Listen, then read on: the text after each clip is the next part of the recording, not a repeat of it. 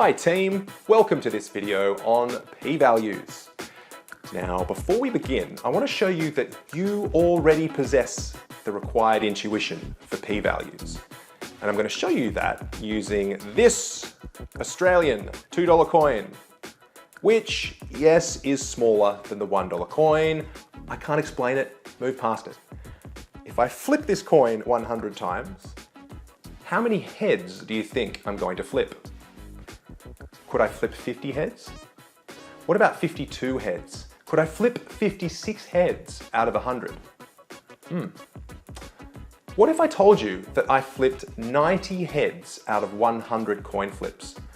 What does your gut tell you as to what's going on with this coin for that to occur? Now, I reckon most people watching this video will tell me, Justin, there's something wrong with that coin. There's no way you're going to get 90 heads out of 100 realistically out of 100 coin flips. But what you've really done without knowing it is that you've asked yourself this question. You've asked yourself, if the coin was fair, how likely is it that I would get 90 heads out of 100?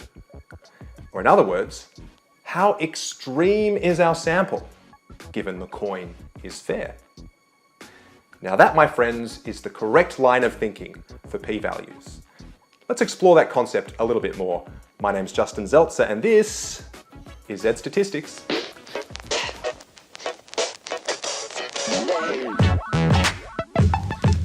Alright, so as you can see, this video forms part of a series on health statistics called Health Stats IQ.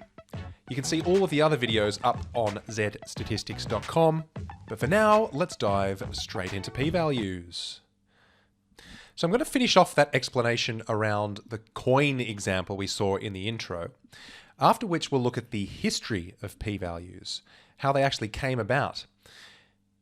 We'll then look at the difference between one-tailed and two-tailed p-values. And finally, I've found a really cool paper to look at that shows you how p-values tend to get used and how realistically you're going to be analyzing them. So let's go back to our little example about the coin. Now, before we assess what a p-value can be, we need to have something to test.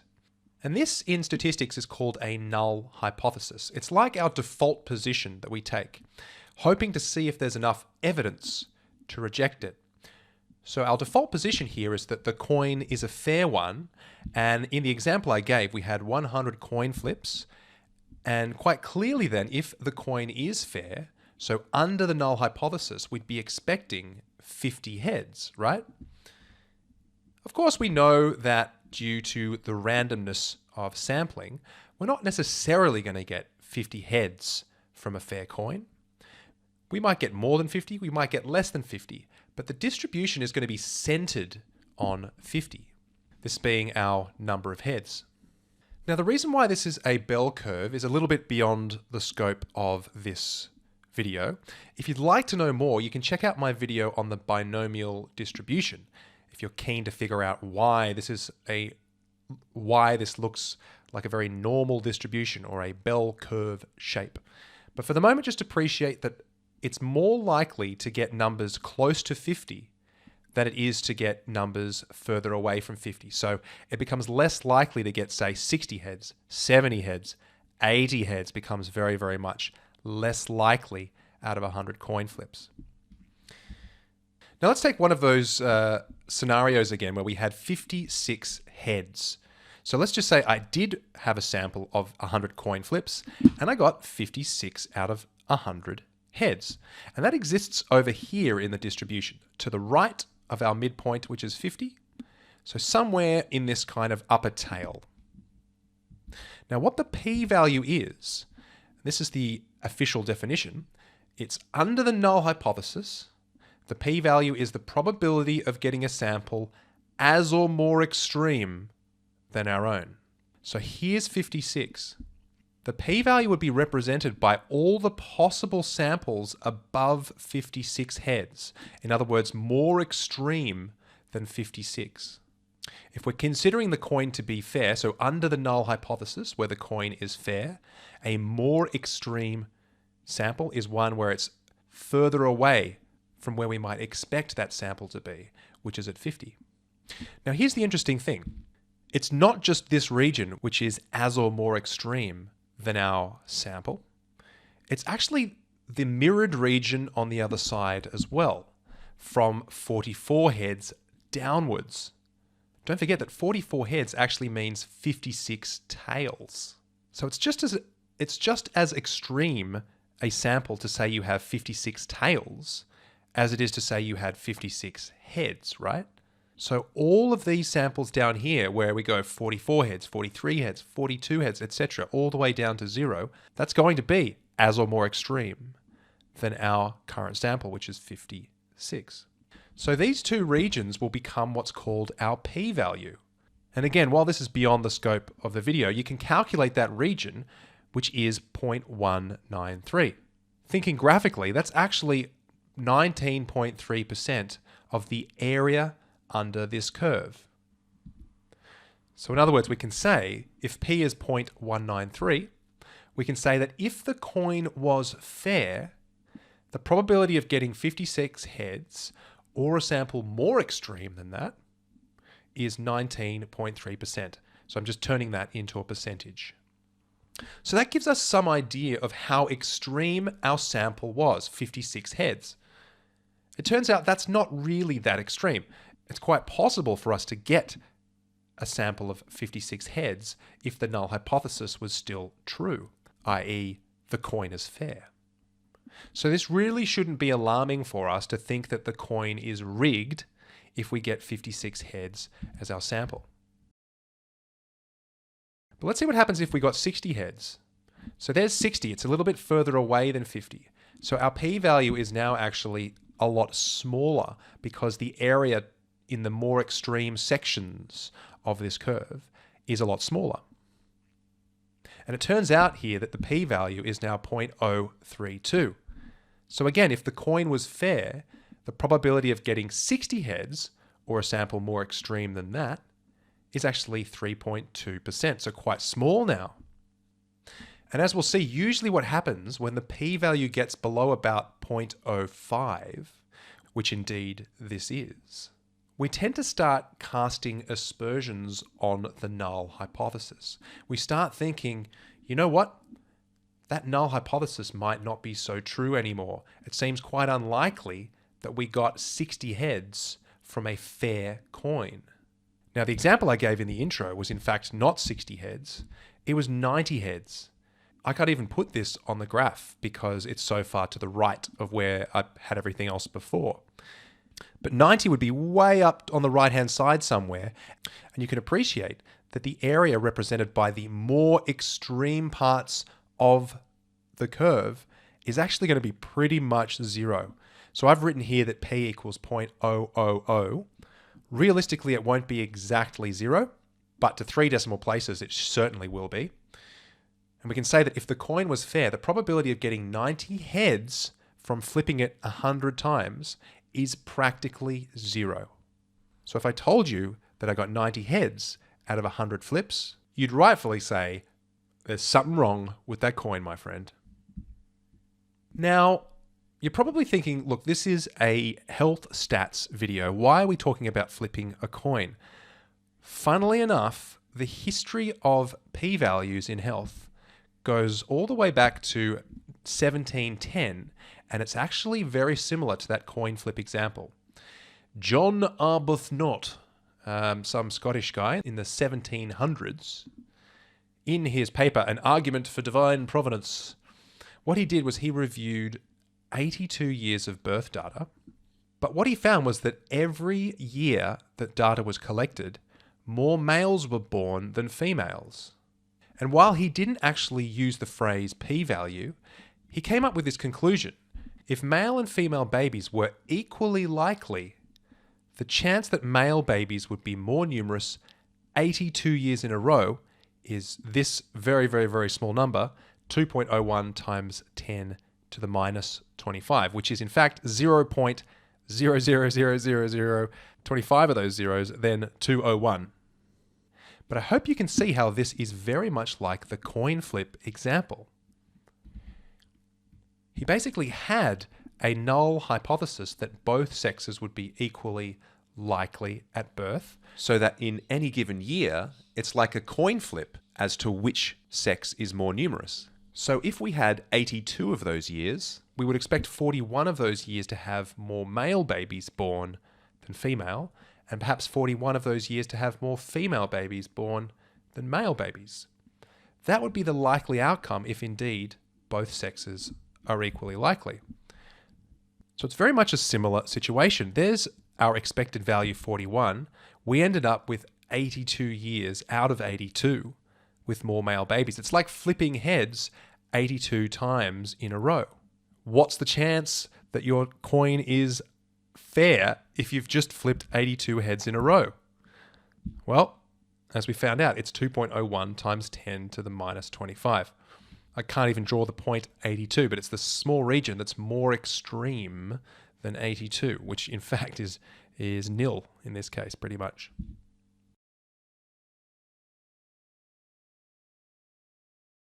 So this paper was not only instrumental for telling us that in humans, male babies are born with a slightly higher probability than female babies. It's certainly slight. I think it's around 51%. But it also introduced to us this concept, or the logic that would soon become the p-value.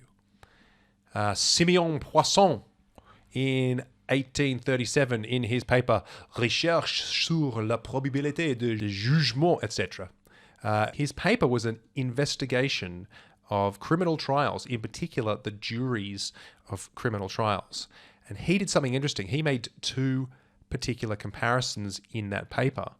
One of them had the probability of occurring by chance of 0.0897, and the other one had the other comparison he made, he said, had the probability of occurring by chance of 0.00468. So what he did was he said that, well, when it was 0.0897, he was like, you know what, that seems reasonable. Perhaps this occurred by chance.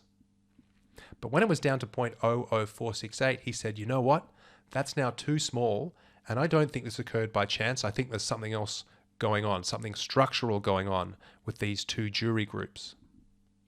And so that was really the first introduction to this sort of vague idea of a critical value beyond which we're going to be considering p-values significant. And it was finally in 1925 when Ronald Fisher, in his book Statistical Methods for Research Workers, he finally defined what the p-value is, which is what we've been dealing with in this video. And he also explained that the p-value of 0.05 is going to be that useful cut point, which happened to be halfway in between Poisson's two groups that he compared. And thus we have the p-value.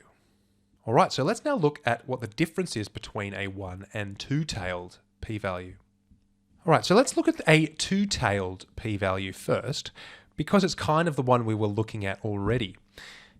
Here are three hypotheses that we might be able to test, which will provide us with a two-tailed p-value. So we've already seen one where the coin is fair as our null hypothesis.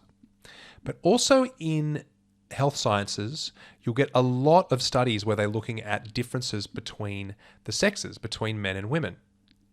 If our null hypothesis, if our default position is that there are no differences between the sexes, then this might provide us, again, with a two-tailed p-value when we take a sample of men and women and assess the differences in the score of whatever we're testing. And finally, another example I can think of is where we might be looking at anxiety medication and the side effects of that medication. In particular, we might have a null hypothesis that says that the medication has no effect on someone's weight.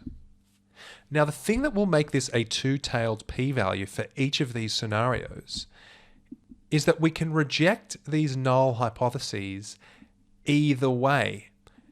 In other words, for the coin, we can reject that statement if we get many more heads than we do tails, but we can also reject that statement if we get many more tails than we do heads. And that's where this second statement, which we're going to call the alternate hypothesis, comes in. So because the alternate hypothesis is just simply that the coin is biased in either direction, this will end up being a two-tailed p-value. Same with the difference in sexes. if our alternate hypothesis is merely that a difference exists, that can happen where men score considerably higher than women, or women score considerably higher than men. It's two different ways. Same with the anxiety medication. The medication might increase or decrease the person's weight, and either of those situations would be relevant. So let's have a look and see what it might look like. This distribution, just like what we saw before, is the samples distribution if the null hypothesis is true. So for our coin example, the expected percentage of heads is 50%. And if we got a sample up here, we would construct a p-value out of both of these regions, because all of that shaded region represents samples that are more extreme than the one we got. In other words, for the purpose of these hypotheses, these values on the bottom side here, on the left-hand side, are just as extreme as the ones on the positive side. And that's true of looking at the sample difference between sexes as well. The expected difference between sexes would be 0, and just say our sample result happened to be up here, showing that maybe women scored higher than men on whatever we're testing. Again, it would be a two-tailed p-value, so you would add up both of those regions to calculate the p-value, as all of those sample results in the shaded regions represent samples that are as or more extreme than the one we got.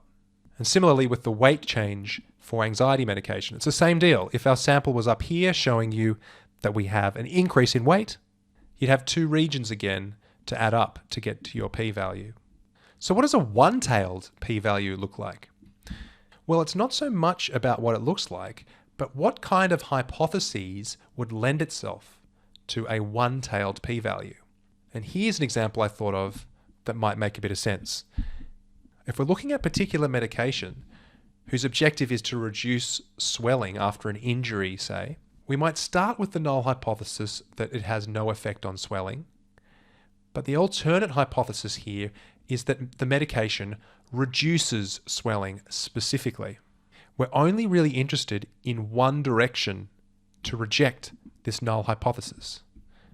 So if the change in swelling distribution looks a bit like this, and under the null hypothesis, we're going to have 0 in the middle, because that's the change in swelling we'd expect if the medication has no effect on swelling. So in our sample that we receive, we expect there to be no change in the person's swelling after they take the medication.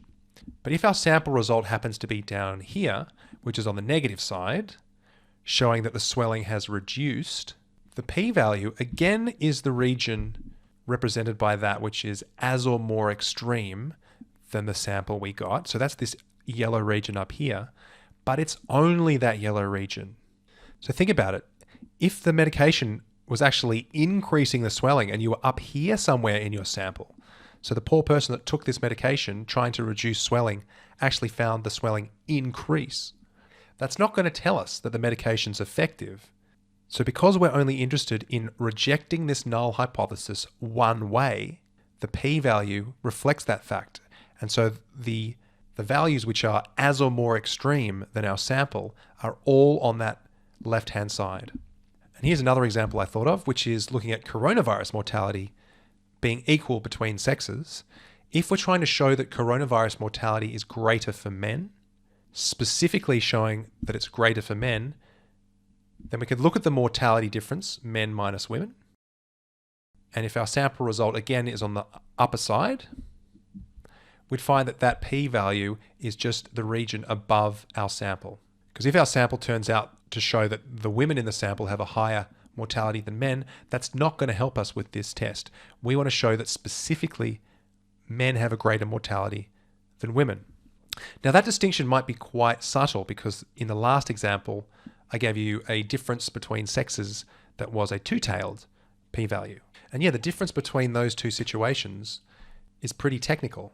But I hope you can see that the nature of the one or two-tailed p-value is determined by what we're actually trying to test, and whether it's one directional or whether we don't care whether one group is higher than the other. We just want to show a difference. Now, realistically, if you're just interpreting p-values from your research, you don't have to worry about whether it's a one or two-tailed p-value. as the stats boffins behind the scenes have done that all for you. But if you're running the research yourself, you might have to get on top of what kind of thing you're testing before you can start quoting p-values. So that said, let's actually have a look at a piece of research where they use a lot of p-values and try to figure out how they use it.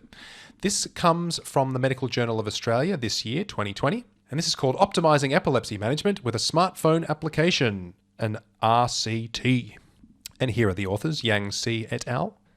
What they were trying to do in this study was see whether people with epilepsy could manage their episodes better by using a smartphone application as opposed to not using the smartphone application. Okay, so here we go. This is the Medical Journal of Australia. Here's the paper we're looking at. And I'm going to go straight down to the tables that we have, or the boxes they call them, from the study. So what p-values tend to get used for is comparison between groups. So in this particular table, we've got the group that were assigned the app and the control group, and you can see that there were 190 people enrolled in each of the two arms of this study. So this is common to any study where you're trying to assess outcome differences between groups. You want to first make sure that the baseline characteristics of the people in each groups are quite similar. So you can see we have 54% men in the group that have the app and 54% men that have the control group, as in not using the app. Presumably all these people have epilepsy. So the p-value for that is in fact 1.0. So that tells us that that's exactly what we would expect if there's no difference in sex between the two groups. You can see that for the age, it's slightly higher for the app group, only very, very slightly. And the p-value says 0.94. So that tells us that if there was no difference in age between groups, the chance of getting this sample difference, which is only 0.1, the chance of getting that sample difference or one that's more extreme than that is 0.94. So it's very likely that we could get a difference like this if in fact the ages were the same between the groups. So what's going to happen is as the differences between these factors get more and more, the p-values will get lower and lower. So here's an example looking at the unemployed rate. Again, very similar, 23% to 22%. So our p-value is quite high, which is good. We want to know that they're quite similar. But when we look at the residency in terms of the urban areas, you can see that the app group is slightly higher. The app group has 53%, whereas the control group has 46%. So there is a slight difference there in terms of the tendency for people to be living in urban areas if they're in the app group versus people that are slightly less likely to live in urban areas for the control group. And you can see that the p-value reflects that. It's 0.18, which is not concerning, but you can see it's much less than all the other p-values we've seen before.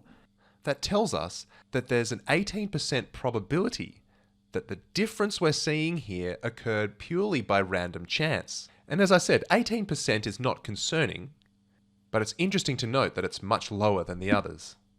So what a paper tends to want to do is make sure that all these p-values are reasonably high, certainly above 0.05. You don't want any of these being below 0.05. And if we scroll down, you can see that yes, in fact, all of these are above 0.05, which is good because that tells us that there really isn't a significant difference between the two groups in terms of their baseline characteristics.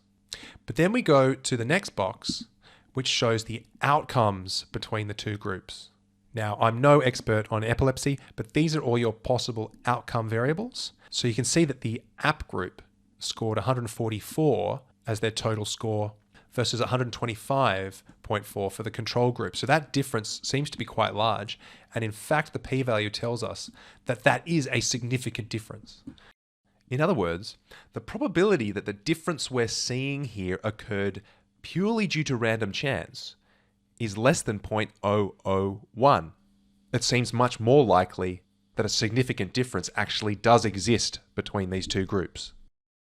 And you can see lots of the other outcome measures here. have p-values less than 0.01, except for these two here. Those two, seizure management ITT and seizure management PP, their p-values are a little bit higher. So that would tell us that we don't have a significant difference between those two groups on those outcomes. But for all the others, there's a significant difference. So it's interesting. You've actually got two different scenarios here. In the original one we looked at, we were hoping to get high p-values to show that there's no difference between the groups on all of these baseline characteristics. And then we wanted to see low p-values when we were looking at the outcomes between the groups. And indeed, that's what we found. So that is it, team. Thanks for sticking with me. If you got something out of this video, tell your friends about it so I can grow the audience a little bit, and it'll allow me to make more of these videos. And you can subscribe and like the video, do all those lovely things if you can.